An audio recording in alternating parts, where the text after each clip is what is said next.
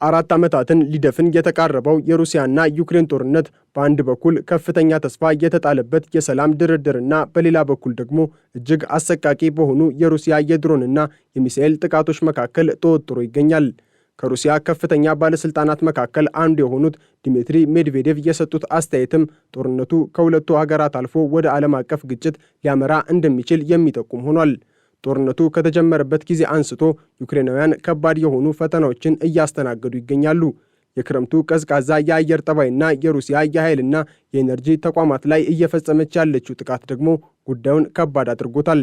ትላንት እሁድ በዲምፕሮፔትሮቭስክ ግዛት የሩሲያ ድሮን በማዕድን ሰራተኞች አውቶቡስ ላይ ባደረሰው ጥቃት ቢያንስ የ12 ሰዎች ሕይወት ማለፉ ተነግሯል። እነዚህ ዜጎች የዕለት ተዕለት ስራቸውን አጠናቀው ወደ ቤተሰቦቻቸው በመመለስ ላይ የነበሩ ሰራተኞች ስለመሆናቸውም ነው የዩክሬን መገናኛ ብዙሃን የዘገቡት። የዩክሬኑ ምክትል ጠቅላይ ሚኒስትር ዴኒስ ሸሚሃል ይህንን ጥቃት እጅግ ጸያፍና ሆነ ተብሎ በኢነርጂ ሰራተኞች ላይ የተነጣጠረ ነው ሲሉ ኮንነውታል። ይህ ጥቃት ሩሲያ የዩክሬንን የኤሌክትሪክና የኃይል አቅርቦት ለማሽመድመድ የምታደርገውን ጥረት አጠናክራ መቀጠሏን ያሳያል ሲል ሮይተርስ ዘግቧል። በተመሳሳይ ጊዜ በዛፖሮዥያ ግዛት በሚገኝ ሆስፒታል ላይ የሩሲያ ድሮን ጥቃት አድርሶ ቢያንስ 6 ሰዎችን አቁስሏል። ጥቃቱ በሆስፒታሉ የማዋለጃ ክፍል ላይ እሳት ያስነሳ ሲሆን ታካሚዎችና የሕክምና ባለሙያዎች በድንጋጤ አካባቢውን ጥለው ሲሸሹም ታይተዋል። በዲምፕሮ ከተማ ደግሞ በአንድ መኖሪያ ቤት ላይ በተፈጸመ የድሮን ጥቃት 2 ሰዎች ሲሞቱ 9 ሰዎች ቆስለዋል። በደቡባዊ ኬርሶን ከተማም የከባድ መሳሪያ ድብደባ መፈጸሙን መረጃዎች አመላክተዋል። እነዚህ ተከታታይ ጥቃቶች ሩሲያ የሰላም ድርድሩ በሚካሄድበት ዋዜማ ላይ የዩክሬንን ስነ ልቦና ለመስበርና በድርድሩ ጠረጴዛ ላይ የበላይነትን ለመያዝ የምትጠቀምበት ስልት መሆኑን ያመለክታል። በተለይም ደግሞ የሙቀት መጠኑ ከ0 በታች እስከ 20 ዲግሪ ሴንቲግሬድ በወረደበትና በኪየቭ ከተማ ብቻ ወደ 700 የሚጠጉ የመኖሪያ ሕንፃዎች ማሞቂያ በሌለበት ሁኔታ የኃይል ተቋማትን መምታት በጦር ሜዳ ከሚደረገው ውጊያ ባለፈ በሚሊዮን የሚቆጠሩ ዩክሬናውያንን ለችግር ያጋለጠ ሆኗል። ይህ በእንዲህ እንዳለ የቀድሞው የሩሲያው ፕሬዝዳንትና የአሁኑ የደህንነት ምክር ቤት ምክትል ሊቀመንበር ዲሚትሪ ሜድቬዴቭ የሰጡት መግለጫ የዓለምን ፖለቲካዊ ውጥረት ይበልጥ አባብሶታል። ሜድቬዴቭ ከሮይተርስ ጋር ባደረጉት ሰፊ ቃለ ምልልስ ዓለም እጅግ አደገኛ ወደሆነ አቅጣጫ እየተጓዘች መሆኗን አንስተው አስጠንቅቀዋል። የሁኔታው አደገኛነት እጅግ ከፍተኛ ነው ያሉት ሜድቬዴቭ ችግሮችን የመቋቋም አቅማችን እየቀነሰ ነው ሲሉም ተናግረዋል። አክሎም ሩሲያ ከምዕራባውያን የሚደርስባትን ጫና የመታገስ አቅሟ እያለቀ መሆኑንም አመላክቷል። ሜድቬዴቭ ሩሲያ ዓለም አቀፍ ጦርነት ውስጥ መግባት እንደማትፈልግ ለማስረገጥም ሞክረዋል። ከዚህ በተጨማሪም ዓለም አቀፍ ግጭት ፍላጎታችን አይደለም ያሉ ቢሆንም ነገር ግን እንዳለመታደል ሆኖ ዓለም አቀፍ ግጭት ሊከሰት እንደማይችል እርግጠኛ መሆን አይቻልም በማለት በሩሲያና በኔቶ አገራት መካከል ቀጥተኛ ጦርነት ሊፈጠር እንደሚችል አስፈሪ ማስጠንቀቂያ ሰጥተዋል። ይህ የሜድቬዴቭ ንግግር ሩሲያ የኒውክሌር ጦር መሳሪያን ጨምሮ ማንኛውንም አይነት እርምጃ ለመውሰድ ዝግጁ መሆኗን ለምዕራባውያን የተላከ መልእክት ተደርጎ ሊወሰድ ይችላል። በሌላ በኩል ሜድቬዴቭ የአሜሪካውን ፕሬዝዳንት ዶናልድ ትራምፕን በተለየ ሁኔታ አሞካሽተዋል። ትራምፕ ሰላምን የሚፈልጉ ውጤታማ መሪ መሆናቸውንና የአሜሪካን ነባር የፖለቲካ ስርዓት ለመቃወም የደፈሩ ሰው መሆናቸውን ገልጸዋል። ትራምፕ አንዳንዴ ግትር የሚመስል ጠባይ ቢኖራቸውም ይህ ግን ከንግድ ዓላማቸው የመነጨና ጠቃሚ ባህሪ መሆኑን ሜድቬዴቭ ተናግረዋል። በድርጊታቸው ዙሪያ የሚነሳው የትርምስ ወሬ ሙሉ በሙሉ እውነት አይደለም፣ ከዚህ ጀርባ ንቃተ ሕሊና ያለውና ብቃት ያለው መስመር እንዳለ ግልጽ ነው በማለት ትራምፕን ተከላክለዋል።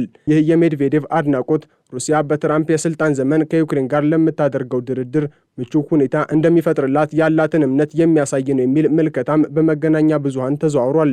ይሁን እንጂ ትራምፕ ባለፈው ነሐሴ ወር አሜሪካ የኒውክሌር ሰርጓጅ መርከቦችን ወደ ሩሲያ ድንበር ልክ ያለው ብለው የነበረውን ንግግር በማስታወስ እስካሁን ያገኘናቸው ሰርጓጅ መርከቦች የሉም በማለት በፌዝ አጣጥለውታል።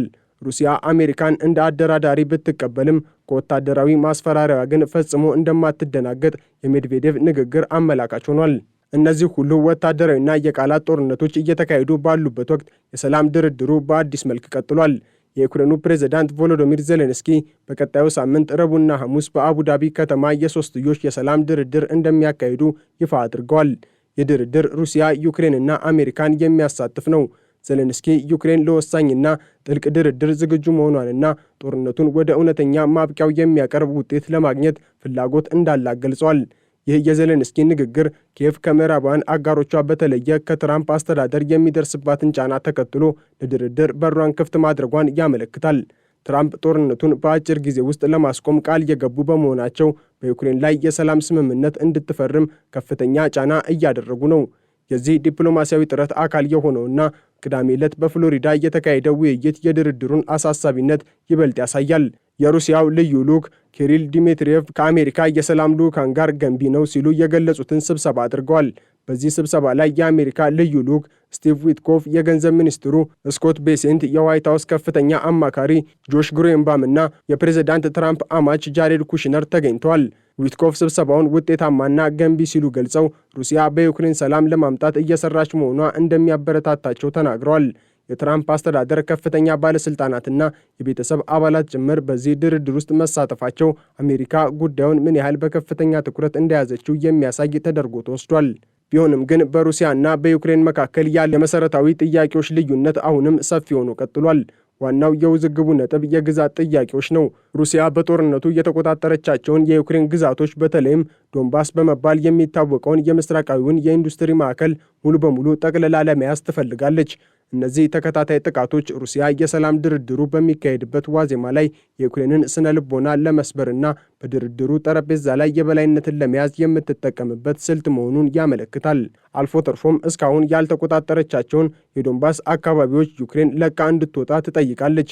በሌላ በኩል ዩክሬን ይህንን ቅድመ ሁኔታ በፍጹም አትቀበልም። የግዛቷን አንድነት አሳልፋ መስጠት ለሕልውናዋ አደገኛ መሆኑን ታምናለች። ይህ የድንበርና የግዛት ይገባኛል ጥያቄ የአቡዳቢውን ድርድር እጅግ ፈታኝ ማድረጉ አይቀሬ ነው። ሩሲያ ድርድሩን ለማፋጠን በሚል በኃይል መሠረተ ልማቶች ላይ የምታደርገውን ጥቃት ለጊዜው ለማቆም ተስማምታ ነበር። ክሬምሊን እንዳስታወቀው በትራምፕ ጥያቄ መሠረት ኪየቭን ጨምሮ በሌሎች ከተሞች ላይ የሚደረገውን ጥቃት እስከ እሁድ ድረስ አቁሞ ነበር። ዩክሬን በበኩሏ ይህ የእርቅ ጊዜ እስከ ቀጣዩ አርብ ድረስ እንዲቆይ ትፈልግ ነበር። ነገር ግን ዘለንስኪ እንዳሉት ሩሲያ ይህንን ስምምነት ሙሉ በሙሉ አላከበረችም። የባቡር ሀዲዶችን፣ የሎጂስቲክስ መስመሮችንና በግንባር አቅራቢያ ያሉ የኤሌክትሪክ መስመሮችን መምታቷን ቀጥላለች። ይህ ሁኔታ ሩሲያ ድርድሩን እንደ ስልት ብቻ እየተጠቀመችበት እንደሆነና በተጨባጭ ሰላም ለማምጣት ያላት ፍላጎት አጠራጣሪ አድርጎታል። የዲሚትሪ ሜድቬዴቭ የዓለም አቀፍ ጦርነት ማስጠንቀቂያና የአሜሪካ ሰርጓጅ መርከቦችን ማጣጣል ሩሲያ ከምዕራባውያን ጋር ላለባት ፍጥጫ የምትሰጠውን ክብደት የሚያሳይ ሆኗል። በተቃራኒው ደግሞ የአሜሪካ ጫናና የሚካሄዱት ተከታታይ ውይይቶች ዲፕሎማሲው አሁን ተስፋ እንዳለው የሚያመለክቱ ናቸው።